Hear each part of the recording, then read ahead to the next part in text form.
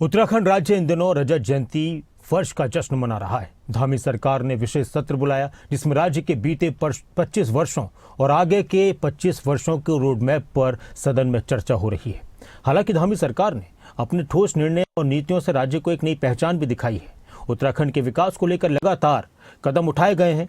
इससे जुड़ी हुई एक स्पेशल रिपोर्ट आपको दिखाते हैं।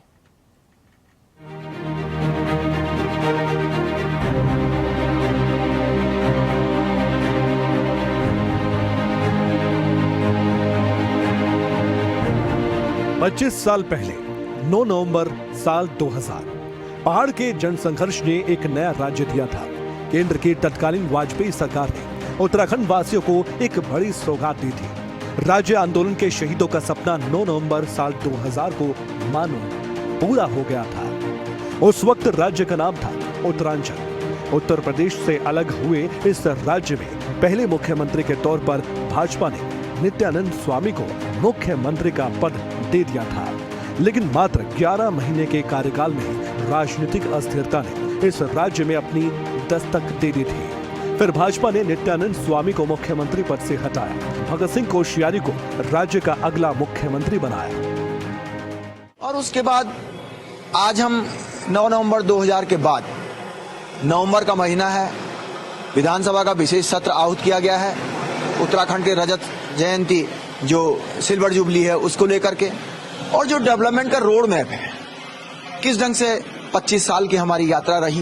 लेकिन मैं कह सकता हूं कि इस 25 साल की यात्रा के भीतर एक पॉलिटिकल डिस्टर्बेंस, एक राजनीतिक अस्थिरता वाला बहुत बड़ा चैप्टर 25 साल के भीतर एक युवा अवस्था में उत्तराखंड है। तो ये स्थिति 25 साल के भीतर देखने को मिली है। वक्त बीतता चला गया। उत्तराखंड में वर्ष 2002 में विधानसभा के चुनाव आए। भाजपा को उम्मीद ये थी कि राज्य में भाजपा प्रचंड बहुमत से ही जीतेगी, लेकिन हुआ बिल्कुल इसके उलट।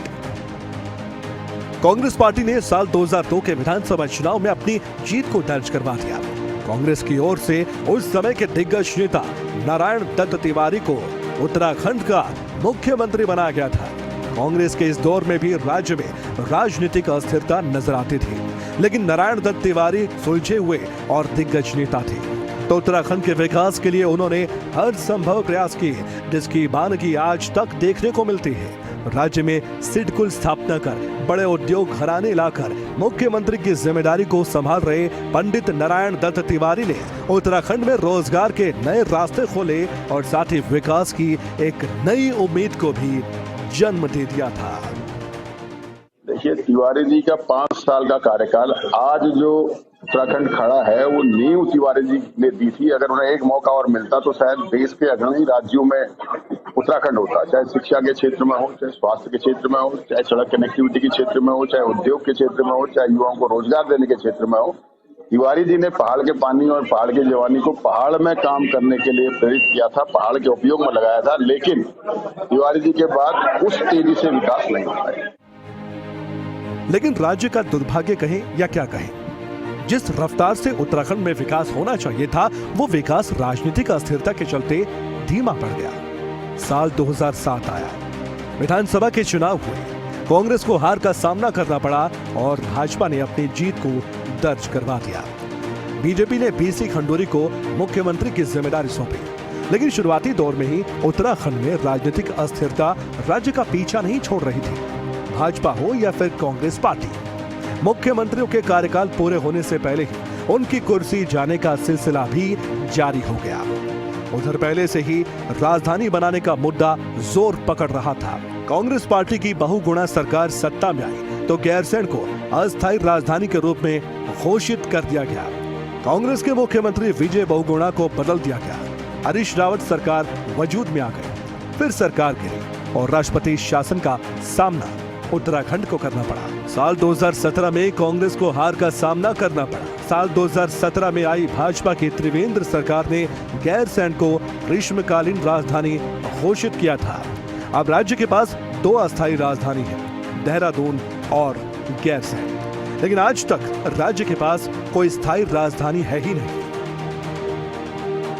अटल बिहारी वाजपेयी जी की सरकार, एनडीए की सरकार थी केंद्र में, और 9 नवंबर 2000 को अगस्त के महीने ये बिल पार्लियामेंट में पास हुआ था और 9 नवंबर 2000 को अविभाजित उत्तर प्रदेश से उत्तराखंड राज्य अस्तित्व में आया। अस्तित्व में आने के साथ ही पहले चीफ मिनिस्टर के रूप में नित्यानंद स्वामी जी यहाँ सीएम बनाए गए। बहुत ही छोटे समय के भीतर, भले ही वो इंटरिम सरकार थी, अंतरिम सरकार थी, और अंतरिम सरकार में ही इस प्रकार का असंतोष सामने आया कि आपको मुख्यमंत्री चेंज करना पड़ा और सीएम आपको भगत सिंह कोश्यारी लाने पड़े। 2002 में चुनाव हो गया। सियासत के बदलते समीकरण ने राज्य की उम्मीदों को बड़ा झटका दिया। उत्तराखंड की उम्र तो बढ़ गई, लेकिन विकास और हालात से उत्तराखंड पीछे की ओर जाता रहा। लगातार हो रहा पलायन, राजनीतिक अस्थिरता, बढ़ती बेरोजगारी उत्तराखंड के लिए एक दंश बनती जा रही थी।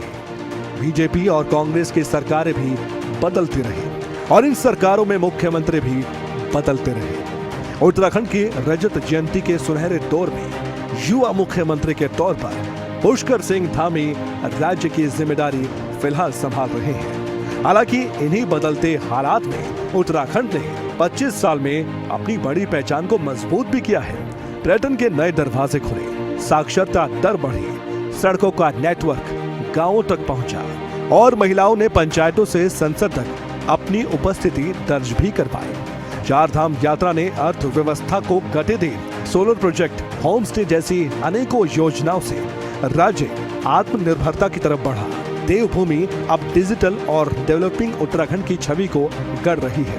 राज्य में जो भी मुख्यमंत्री बने वो राज्य के लिए अच्छी से अच्छी योजनाएं लेकर आए। साथ ही पर्वतमाला परियोजना के अंतर्गत रानीबाग से नैनीताल, पंचकोटी से नई टहरी, खलियाटाप से मुलचियारी, हर की पौड़ी से चंडी देवी मंदिर, ऋषिकेश नीलकंठ महादेव तथा औली से गौरसू तक रोपवे परियोजनाओं की प्रक्रिया भी तीव्र गति से चल रही है, जो आने वाले समय में राज्य के पर्यटन विकास के साथ साथ कनेक्टिविटी को भी और बेहतर बनाने का काम करेंगे। केंद्र सरकार के सहयोग से गौरीकुंड से केदारनाथ धाम और गोविंद घाट से हेमकुंड साहब तक के रोपवे परियोजना का निर्माण कार्य भी शीघ्र प्रारंभ होने जा रहा है। जो एसओबी बननी थी वो भारत सरकार के साथ हमारी बन चुकी है। और जो केदारनाथ की यात्रा हो या हेमकुंड साहब की यात्रा हो, जो अत्यंत कठिन यात्रा होती है, जो एक अत्यंत कठिन और जो शारीरिक रूप से जो कमजोर होते हैं उनके लिए यात्रा वृद्ध लोगों के लिए और कठिन होती है। जो कई दिनों की यात्रा होती है वो यात्रा कुछ ही मिनटों में और कुछ ही घंटों में संपन्न हो जाएगी। मैं इसके लिए पूरे सदन की तरफ से, उत्तराखंड वासियों की तरफ से आदरणीय प्रधानमंत्री जी का बहुत आभार व्यक्त करना चाहता हूँ। देखिए, 4 सालों के अंतराल में जो धामी सरकार ने किया है वो एक ऐतिहासिक क्षण है हम सबके लिए, उत्तराखंड के वासियों के लिए। चाहे समान नागरिकता कानून को लेकर के, जिसकी प्रशंसा भारत के सदन के अंदर हुई, और सदन के साथ साथ जिस तरह से हमारे देश के प्रधानमंत्री नरेंद्र मोदी जी ने और आदरणीय गृह मंत्री अमित शाह जी ने जो तारीफ भी की है, और आज भी जगह जगह जहाँ पर हमारे इलेक्शन हो रहे हैं और जहाँ पर भी किसी भी प्रदेश में धामी जी को आमंत्रित किया जाता है तो वहाँ पर यूनिफॉर्म सिविल कोड की बात जरूर आती है। ये बहुत बड़ी बात है हम सबके लिए। नकल विरोधी कानून हो और महिलाओं को 30% आरक्षण देने की बात हो, बहुत ऐसे काम धामी सरकार ने किए हैं कि जो ऐतिहासिक क्षण है हम सबके लिए। देखिए, इस उत्तराखंड राज्य प्राप्ति के लिए यहाँ की महिलाओं ने बहुत संघर्ष किया था और राज्य प्राप्त हुआ तो निश्चित तौर पर महिलाओं का बहुत बड़ा योगदान रहा है। और इस 25 वर्ष की विकास यात्रा में जो महिलाओं ने सोचा था, कहीं न कहीं उस पे हम सरकारें काम कर पाई हैं।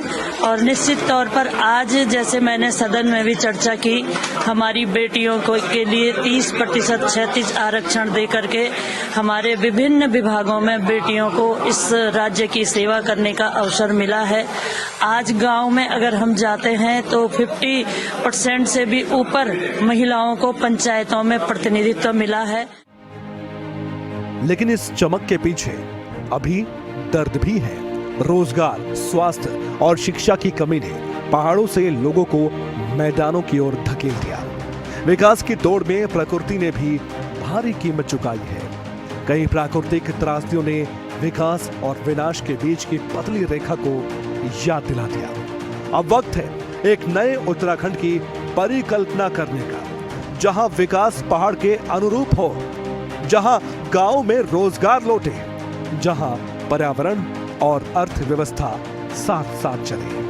डिजिटल टेक्नोलॉजी, इको टूरिज्म और लोकल प्रोडक्ट्स के जरिए पहाड़ को पुनर्जीवित करने का मौका हो, वरना आने वाली पीढ़ियां पूछेंगी राज्य तो मिला लेकिन किया क्या। यहाँ के नीति नेता राज्य की उम्मीदों पर क्या खरा उतरे थे? क्या उत्तराखंड राज्य आंदोलनकारी शहीदों के सपनों को कुर्सी पर बैठे मुखिया ईमानदारी से पूरा कर पाए थे या नहीं? उत्तराखंड का रजत जयंती उत्साह और जश्न का मौका तो है ही, लेकिन साथ ही मंथन और आत्ममंथन का भी मौका है। और यही वजह है कि राज्य सरकार ने विशेष सत्र बुलाया और सदन के भीतर मंथन चल भी रहा है। अब सवाल ये नहीं कि 25 वर्षों में उत्तराखंड ने क्या खोया, अब सवाल सिर्फ ये है कि अगले 25 वर्षों में उत्तराखंड क्या बनना चाहता है। और इसके लिए सदन में चल रहे चर्चा और मंथन से कोई अमृत निकलना बेहद जरूरी है।